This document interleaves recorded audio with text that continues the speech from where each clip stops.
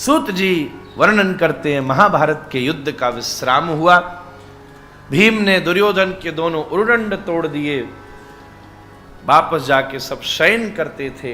अश्वत्थामा, कृतवर्मा और कृपाचार्य आए। दुर्योधन से कहा हम तेरे शत्रु सेना का संहार करेंगे। दुर्योधन ने अश्वत्थामा के माथे पर सेनापति का तिलक लगा दिया। तब, क्योंकि अभी दुर्योधन जीवित है, जब तक वीरगति को न प्राप्त हो, या तो शरणागत हो या वीरगति को प्राप्त हो, तभी युद्ध समाप्त होता। तो दुर्योधन शरणागत हुआ नहीं और अभी उरुदंड तोड़े हैं तो वीरगति को प्राप्त हुआ नहीं। तो युद्ध तो है जारी, चाहे एक ही सैनिक क्यों नहीं बचाओ, फिर भी युद्ध चलेगा। तो अश्वत्थामा को बनाया सेनापति। अश्वत्थामा सोचने लगा, एक पेड़ के नीचे खड़ा हुआ और खड़े होकर के देखा उल्लू ने पक्षियों पर हमला किया। उस उल्लू से शिक्षा ली। विद्वान हो के भी उल्लू से सीखेगा तो क्या होगा। सोते हुए पांडवों के पुत्रों की निरीह हत्या कर डाली। और जब इसकी सूचना दुर्योधन को दी, तब दुर्योधन की मृत्यु हुई, क्योंकि उसे हर्ष और शोक दोनों एक साथ हुआ। हर्ष इस बात का कि शत्रु सेना का संहार हुआ, और शोक इस बात का कि अब तो मेरा कुरुवंश ही समाप्त हो गया। अर्जुन रथ लेकर के पीछे पीछे आए। श्री कृष्ण रथ चलाते थे। अश्वत्थामा ने गबड़ा करके ब्रह्मास्त्र छोड़ दिया। अर्जुन चौंक गए, अब क्या किया जाए, इसे वापस तो बुलाना भी नहीं आता। अश्वत्थामा को छोड़ना आता था, बुलाना नहीं आता था। घबरा गए अर्जुन, अब क्या किया जाए। ब्रह्मास्त्र बड़ा विचित्र अस्त्र है महाराज। आज की भाषा में हम कहें तो जैसे टारगेट में कोई वेपन जाता नहीं है नेविगेट करके यहां जाए, ब्रह्मास्त्र ऐसा ही है। जैसे सूर्य अग्नि है तो करोड़ों सूर्यों की तरह सांवर्तक अग्नि प्रकट करता है, और जिस व्यक्ति के ऊपर छोड़ा जाता है उसको जला देता है। परंतु अगर उसमें व्यक्ति निर्देशित नहीं हो तो वो पूरे ब्रह्मांड को जला देता है। अश्वत्थामा ने घबराहट में ब्रह्मास्त्र छोड़ा कि वो धीरे धीरे पूरे प्रलय के ऊपर, पूरी सृष्टि के ऊपर सांवर्तक अग्नि फैलाने लगा। अगर नेविगेट बिना नेविगेशन के छोड़ो तो कहीं भी जाके बढ़ेगा। ये स्थिति हो गई। घबरा गया अर्जुन। श्री कृष्ण बोले, इसमें कौन सी बड़ी बात है, जहर को जहर काट देता है, योद्धा बराबर का होना चाहिए। एक काम कर, तू भी एक ब्रह्मास्त्र छोड़, और तू टारगेटेड छोड़ उस ब्रह्मास्त्र के ऊपर, और तेरा ब्रह्मास्त्र उसके ब्रह्मास्त्र की गति को रोक देगा, और फिर तू दोनों को आवाहित कर ले, दोनों को कॉल बैक कर ले। ब्रह्मास्त्र एकमात्र ऐसा अस्त्र है जो कि बीच में वापस भी बुलाया जा सकता है। मुझे नहीं पता, पर मेरी नॉलेज के हिसाब से अभी तक ऐसा अस्त्र नहीं बना। नष्ट हो सकता है पर वापस नहीं। आप बीच में जाके लक्ष्य तक नहीं भेजना हो तो उसे मध्य में नष्ट कर सकते हो, पर वापस नहीं बुला सकते कि रिवाइव करके दोबारा छोड़ दो। इतना ब्रह्मास्त्र ऐसा अस्त्र है। अर्जुन ने दोनों अस्त्रों को वापस बुला लिया। और ब्रह्मास्त्र का अर्थ है ब्रह्मा जी का अस्त्र है महाराज, वो ही देते हैं इसको। जैसे ही वापस बुलाया तो अर्जुन श्री कृष्ण के चरणों में गिर पड़ा।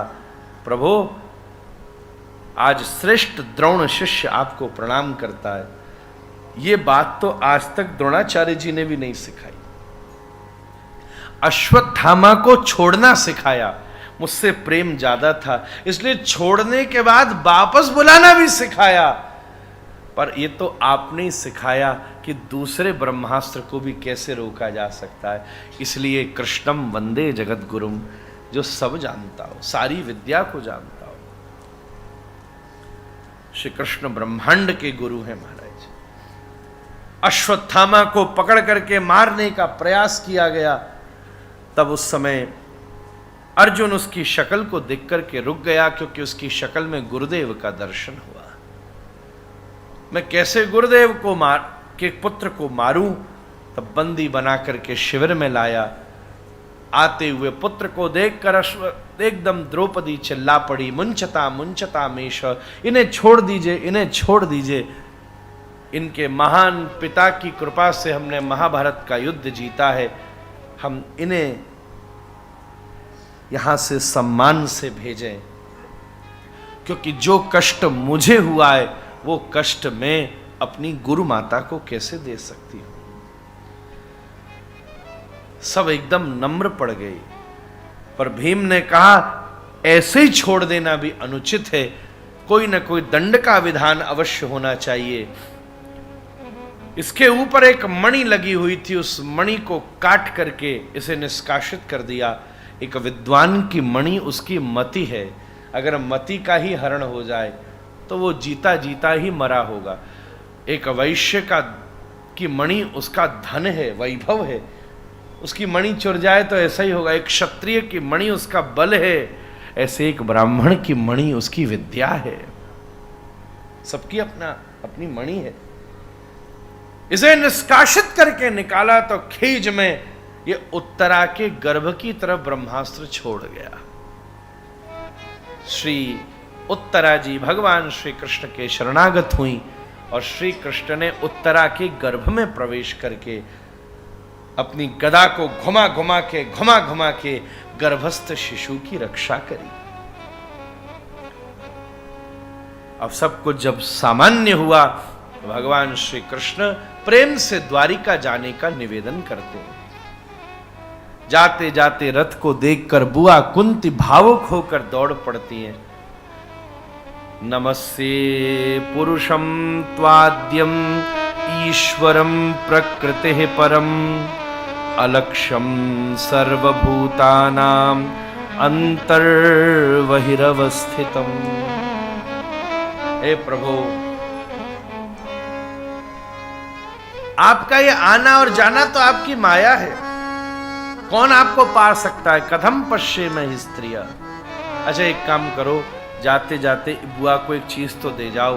क्या चाहिए बुआ? बोले मैंने तो ये जाना कि दुख था तो आप पास थे और सुख आते ही आप चलते बने, इससे तो दुख ही अच्छा है, कम से कम मेरे पास तो रहो। इसके बाद भी कृष्ण रुक नहीं रहे थे, रथ चलता जा रहा था, मुड़ तो रहे थे, रथ चलता जा रहा था। बुआ पीछे पीछे पुकारती जा रही थी, पर उसी समय एक कार्य ऐसा हुआ, क्या बुआ ने नाम संकीर्तन किया।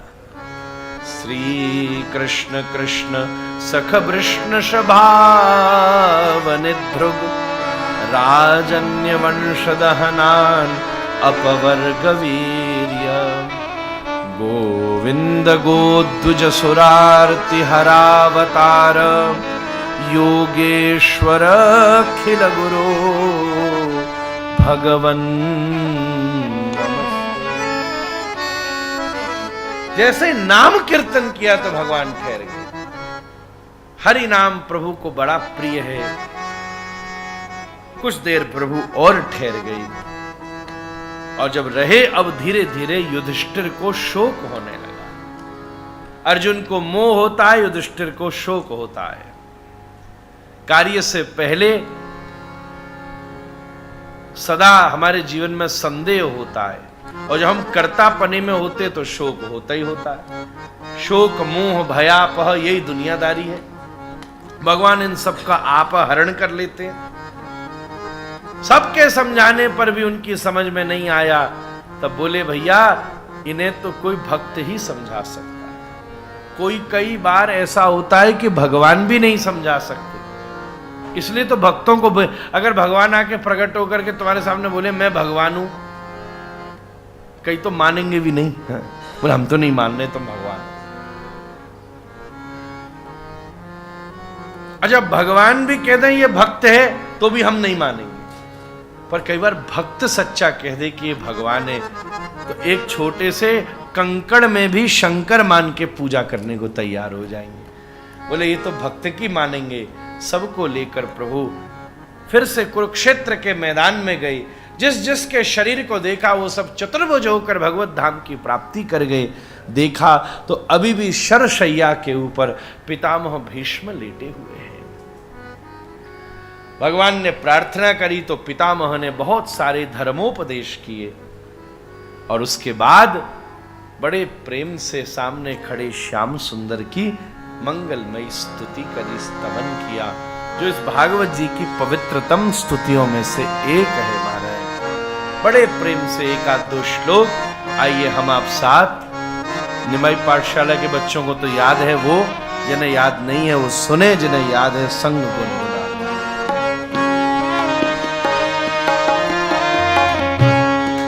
मति रूप कल्पिता वितृष्णा भगवती सात्वत पुंगवे विभूम्नि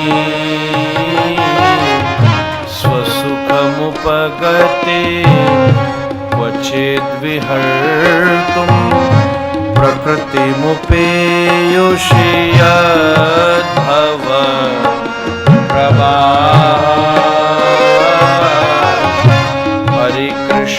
हरे कृष्ण कृष्ण कृष्ण हरे हरे, हरे राम राम राम हरे हरे। हरे कृष्ण कृष्ण कृष्ण हरे हरे, हरे राम राम राम हरे हरे। त्रिभुवन कमनं तमालवर्णं रविकर गौरवराम्बरं दधाने वपुरलककुला वृताननाब्जं विजय सखेरतिरस्तु मे नवद्या। हरे कृष्ण कृष्ण कृष्ण हरे हरे, हरे राम राम राम हरे हरे। हरे कृष्ण कृष्ण कृष्ण हरे हरे, हरे राम हरे हरे। एक प्रकार से इसको संस्कृत का भजन समझिए महाराज। हिंदी का, गुजराती का, मारवाड़ी का तो भजन आपने बहुत सुना होगा, व्रज का, ये संस्कृत का भजन है महाराज। भीष्म प्रभु गा रहे हैं, हे प्रभु मेरी वितृष्ण हुई तृष्णा रहित मति को मैं आपके चरणों में, तृष्णा रहित मति मतलब कामना रहित मति, जिस मन में कामना नहीं होती भगवान उस मन को अपना घर बनाते हैं। जिस मति में तृष्णा नहीं होती उसमें कृष्णा होते हैं। बिल्कुल सीधी बात है। कामना और तृष्णा में भी फर्क होता है। कामना होती है भोजन की तरह, तृष्णा होती है पानी की तरह, प्यास की तरह। भोजन अभी नहीं करो, थोड़ी देर बाद करो, चल जाएगा, व्रत भी रखा जा सकता है। कामना को हम थोड़ा धैर्य दिखा सकते हैं, तृष्णा तो बिल्कुल बेचैन कर दे महाराज, ये स्थिति हो जाती है। तो धीरे धीरे कामना ही तृष्णा में बदल जाती है, सदा ये स्थिति है। ऐसा हो तो अच्छा, ऐसा न हो तो हम मरी जावें। ये दो स्थितियां बन जाती हैं। मेरी हृदय में तृष्णा नहीं है, प्रभु आपको मैं समर्पित करूं ऐसी मति। भगवान आप कितने भक्तवत्सल हो। आपने प्रतिज्ञा की थी कि मैं युद्ध में शस्त्र नहीं उठाऊंगा, और मैंने प्रतिज्ञा की थी कि मैं शस्त्र उठवा के रहूंगा।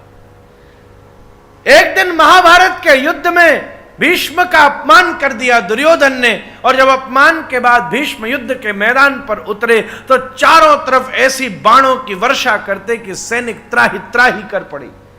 अपने रथ को लेकर के सीधे अर्जुन के सामने पहुंचे। अर्जुन जब तक संभलता तब तक तो भीष्म ने आग्नेय पार्जन्य बाणों की वर्षा कर डाली। उसका कवच हिल पड़ा, वो एकदम हतप्रभ सा हो गया, स्तब्ध सा हो गया, उसको कुछ समझ ना आने लगा, उसको मूर्छा सी आने लगी। आज भीष्म के सामने फीका पड़ता था अर्जुन, पर उसी समय सामने बैठे श्री कृष्ण समझ गए, बोले हे पार्थ मैं तेरी ताकत को जानता हूं, पर अभी भी तेरे ऊपर मोह का पर्दा है जिससे तू भीष्म से युद्ध नहीं कर पा रहा। यह धर्म का युद्ध है, मैंने तुझे निमित्त बनाया, अगर तू भीष्म से नहीं लड़ेगा तो मैं स्वयं लड़ूंगा। हुंकार भरते हुए श्री कृष्ण खड़े हो गए, एकदम रथ से कूद पड़े। देखा कोई शस्त्र तो लाए नहीं थे, सुदर्शन नहीं उठाऊंगा इसकी प्रतिज्ञा की थी, तो विकल्प क्या किया जाए। पास में एक टूटे हुए रथ का पहिया पड़ा था, कृष्ण ने उस रथ के पहिए को ही उठा लिया, उसमें सुदर्शन का आवेश आ गया। हुंकार भर के जब श्री कृष्ण दौड़ते जाते थे, धरती फट गई। अर्जुन एकदम लपक के पीछे गया, पैर पकड़ लिए। गोपाल अगर आप हम जैसों के लिए प्रतिज्ञा तोड़ोगे तो कौन प्रतिज्ञा का पालन करेगा दुनिया में? सब कहेंगे कृष्ण ने तोड़ दी तो हम क्यों रखें। धरती एकदम फट के रोकने लगी, आप क्या बात कर रहे हो, सारा युद्ध एक क्षण के लिए ठहर गया महाराज। उसी समय अर्जुन ने जब पैर ही नहीं छोड़ा तो श्री कृष्ण ने उसके हाथों से अपने पैर को निकाला, पीतांबर को धरती के ऊपर रखा और कहा भैया तू मेरी लीला में दखल मत दिया कर, मेरी कोई प्रतिज्ञा नहीं है, मेरा भक्त जो प्रतिज्ञा कर ले उसे पूरा करना ही मेरी प्रतिज्ञा है। सामने भीष्म को जब देखा तो वीरासन से बैठे भीष्म दोनों हाथ बढ़ाए, आंखों से आंसू बहाते गोपाल की प्रतीक्षा कर रहे हैं। हे प्रभु आओ, चले आओ। इससे बड़ा कोई नजारा हो सकता है जहां भगवान भक्त की तरफ दौड़ रहा हो। जय हो जय हो। एक बात मैं आपसे निवेदन करूं, दुनिया वाले कुछ भी कर लें पर दुनिया अंत में मारेगी ही मारेगी, चाहे कितना भी भजन कर लेना। बहुत बड़ी बात हाथ जोड़ के कह रहा हूं, कुछ भी कर लेना, चाहे बड़े बड़े प्रेम से कुछ भी दे, पर दुनिया मारेगी ही मारेगी और कृष्ण तारेगा ही तारेगा। चाहे बंसी बजा दे और चाहे सुदर्शन चला दे, पर कृष्ण तो तारने ही जानते हैं। दुनिया कितना भी पुचकार दे पर अंत में मार नहीं जानती है। चाहे 100 जी लो चाहे 200 जी लो, बड़े से बड़ा सिद्ध भी, प्रबुद्ध भी, प्रसिद्ध भी एक दिन शरीर छोड़ ही देता है, मार ही देती है ये दुनिया। चाहे वो मृत्यु को मोक्ष बना ले ये बात दूसरी है, पर मृत्यु तो दुनिया में खड़ी है, कृष्ण तो तार ही देते हैं, ऐसा उनका स्वभाव है। भीष्म पर अनुग्रह किया श्री कृष्ण। भीष्म अपने प्राणों का इच्छा मृत्यु का वरदान लेकर, लोग कहते हैं भीष्म ने देखा उत्तरायण आ गया मैं शरीर छोड़ दूं। अरे उत्तरा के गर्भ में जो गया हो, ऐसे कृष्ण भी उत्तरायण ही हैं। वो तो कृष्ण की प्रतीक्षा कर रहे थे महाराज। काल का इंतजार करोगे तो कालातीत कृष्ण को कैसे पा सकोगे, पर अगर कालपति कृष्ण आ गए तो बड़े बड़े काल भी प्रतिकूल अनुकूल बन जाएंगे, विरोधी सहयोगी बन जाएंगे। ऐसा सबने देखा है।